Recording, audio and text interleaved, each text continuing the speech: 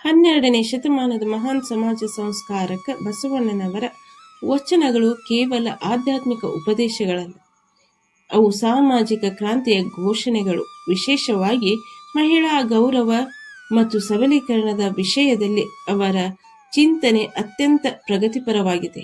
ಮಹಿಳೆಯನ್ನು ರಕ್ಷಿಸುವುದಷ್ಟೇ ಅಲ್ಲ, ಗೌರವಿಸುವುದು ಎಂಬ ನೈತಿಕ ಮೌಲ್ಯಗಳನ್ನು ಹೊಂದಿರುವ ಬಸವಣ್ಣನವರ 5 ವಚನಗಳನ್ನು ನೋಡೋಣ.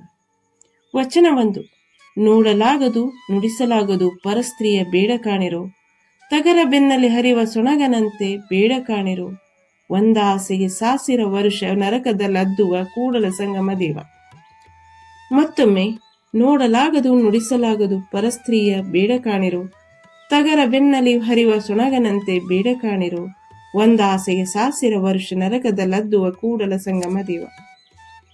ನೋಡಲಾಗದು ನುಡಿಸಲಾಗದು ಎಂದು ಪ್ರಾರಂಭವಾಗುವ ಈ ವಚನದಲ್ಲಿ ಬಸವಣ್ಣನವರು ಕೇವಲ ಕ್ರಿಯೆಯನ್ನು ಮಾತ್ರವಲ್ಲ, ದೃಷ್ಟಿಯನ್ನೇ ಶುದ್ಧಗೊಳಿಸಲು ಹೇಳುತ್ತಾರೆ.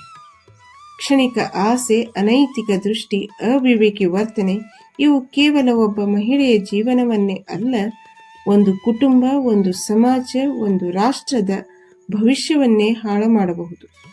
ಇಂದು ನಾವು ಮಹಿಳೆಯ ಸುರಕ್ಷತೆ ಬಗ್ಗೆ ಮಾತನಾಡುತ್ತಿದ್ದೇವೆ. ಆದರೆ ಬಸವಣ್ಣನವರು ಹೇಳಿದ್ದು ಕಾನೂನಿನಿಂದ ಮಾತ್ರ ಬರುವುದಲ್ಲ, ಸುಸಂಸ್ಕೃತ ಮನಸ್ಸಿನಿಂದ ಬರುತ್ತದೆ. ಇದೇ ರೀತಿ ನೈತಿಕ ಮೌಲ್ಯಗಳನ್ನು ಹೊಂದಿರುವ ಬಸವಣ್ಣನವರ ಮುಂದಿನ 4 ವಚನಗಳನ್ನು ನೋಡೋಣ. ತಪ್ಪದೆ ಚಾನಲ್ ಅನ್ನು ಸಬ್ಸ್ಕ್ರೈಬ್ ಮಾಡಿ, ಹಾಗೆ ವಿಡಿಯೋನ ಲೈಕ್ ಮಾಡಿ. ವಚನ 2.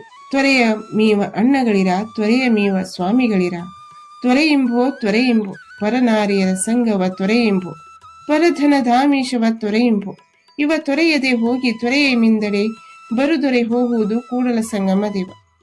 ತ್ವರೆಯಿಂಬೋ ಪರನಾರಿಯ ಸಂಗವ ತೊರೆಯಿಂಬೋ. ಈ ಒಂದು ಸಾಲಿನಲ್ಲಿ ಮಹಿಳಾ ಸಬಲೀಕರಣದ ಮೂಲ ತತ್ವ ಅಡಗಿದೆ. ಮಹಿಳೆಯನ್ನು ವಸ್ತುವಾಗಿ ನೋಡುವ ಮನಸ್ಸು ತೊರೆಯದವರೆಗೆ ಯಾವ ಸಮಾಜವೂ ಪ್ರಗತಿಪರವಾಗಲು ಸಾಧ್ಯವಿಲ್ಲ. ನೈತಿಕ ಮನಸ್ಸು ಮಹಿಳಾ ಸುರಕ್ಷತೆಯ ಮೂಲ ಎಂಬ ಸಂದೇಶವನ್ನ ಈ ವಚನವು ನೀಡುತ್ತದೆ. ವಚನ 3. ಕೊಲ್ಲೆನಯ್ಯ ಪ್ರಾಣಿಗಳ ಮೆಲ್ಲೆನಯ್ಯ ಬಾಯಿಚ್ಛೆಗೆ, ಒಲ್ಲೆನಯ್ಯ ಪರಸತಿಯರ ಸಂಗವ, ಬಲ್ಲೆನಯ್ಯ ಮುಂದೆ ತೊಡಕುಂಟೆಂಬುದ, ಬಳ್ಳದ ಬಾಯಿಯಂತೆ ಒಂದೇ ಮನವ ಮಾಡಿ ನಿಲ್ಲೆಂದು ನಿರಿಸಯ್ಯ ಕೂಡಲ ಸಂಗಮ ದೇವ. ಈ ವಚನದಲ್ಲಿ ಬಸವಣ್ಣನವರು 3 ಪ್ರಮುಖ ನಿಯಮಗಳನ್ನ ಒತ್ತಿ ಹೇಳುತ್ತಾರೆ. 1. ಅಹಿಂಸೆ, 2. ಇಂದ್ರಿಯ ನಿಗ್ರಹ, 3. ಸ್ತ್ರೀಗೆ ಗೌರವ. ಇವು ಮಾನವನ ವ್ಯಕ್ತಿತ್ವ ನಿರ್ಮಾಣದ ಮೂಲ ಸ್ತಂಭಗಳಾಗಿವೆ. ವಚನ 4. ಹೋಗ ಬಿಟ್ಟು ಮರಳಿ ಹಿಂದೆ ನೋಡಿ ಮತ್ತಾಗಬೇಕೆಂಬ ಸಂದೇಹ ಉಳ್ಳನ್ನಕ್ಕ, ಅದೇ ಪರದ್ವಾರ ನಾಯಕ ನರಕ ತಪ್ಪದು, ಅನ್ಯ ವಧು ಎಂಬುದು ನಿಮ್ಮ ರಾಣಿವಾಸ, ಇದೇ ದಿವ್ಯ ಕೂಡಲ ಸಂಗಮ ದೇವ. ಮಹಿಳೆಯನ್ನು ರಾಣಿವಾಸ ಎಂದು ಕರೆದ ಬಸವಣ್ಣನವರು ಅವಳಿಗೆ ಗೌರವದ ಸಿಂಹಾಸನ ನೀಡಿದರು. ಅವಳು ಯಾರದ್ದೋ ಸ್ವತ್ತು ಅಲ್ಲ, ಅವಳು ಗೌರವಕ್ಕೆ ಪಾತ್ರಳಾದ ವ್ಯಕ್ತಿತ್ವ. ವಚನ 5.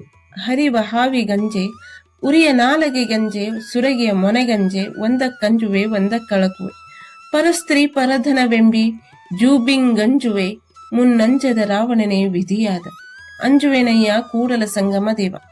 ಈ ವಚನದಲ್ಲಿ ಬಸವಣ್ಣನವರು ನೈತಿಕ ಎಚ್ಚರಿಕೆಯನ್ನು ನೀಡುತ್ತಾರೆ. ಹಾವು ವಿಷಕಾರಿ, ಬೆಂಕಿ ಸುಡುವ ಶಕ್ತಿ, ಕತ್ತಿ ಕೊಲ್ಲುವ ಸಾಮರ್ಥ್ಯ, ಇವುಗಳಿಗೆ ಭಯಪಡುವುದು ಸಹಜ. ಆದರೆ ವಚನದಲ್ಲಿ ಮುನ್ನಂಜದ ರಾವಣನೇ ವಿಧಿಯಾದ ಎಂದು ಹೇಳುತ್ತಾರೆ. ರಾವಣನು ಶಕ್ತಿಶಾಲಿ, ಜ್ಞಾನಿ, ಮಹಾಭಕ್ತ. ಆದರೆ ಒಂದು ತಪ್ಪು, ಪರಸ್ತ್ರೀ ಆಸೆ. ಅದರ ಪರಿಣಾಮ ಸಂಪೂರ್ಣ ನಾಶ. ಇದು ಕೇವಲ ಪುರಾಣ ಕಥೆ ಅಲ್ಲ, ಇದು ನಿತ್ಯ ಸತ್ಯ. ಮಹಿಳೆಯ ಗೌರವಕ್ಕೆ ಧಕ್ಕೆ ತಂದ ವ್ಯಕ್ತಿ, ಕುಟುಂಬ, ಸಮಾಜ ಯಾವುದೂ ಉಳಿಯದು. ಬಸವಣ್ಣನವರು ಮಹಿಳೆಯನ್ನು ಮನೆಗಷ್ಟೇ ಸೀಮಿತಗೊಳಿಸಲಿಲ್ಲ.